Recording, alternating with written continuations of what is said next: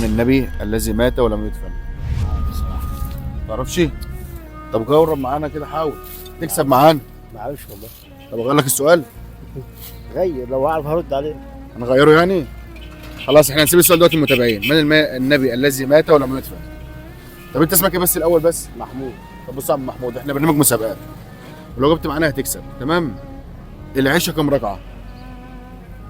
4. 4 ركعات. الف مبروك عليك يا استاذ حسام.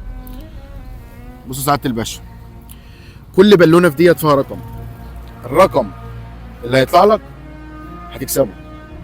هنشتري بقى حاجات من عند احمد عبده. عايزك بقى تفرقع البالونه اللي تعجبك، ونشوف احنا هنشتري بيها ايه دلوقتي. ماشي. يلا يا باشا فرقع.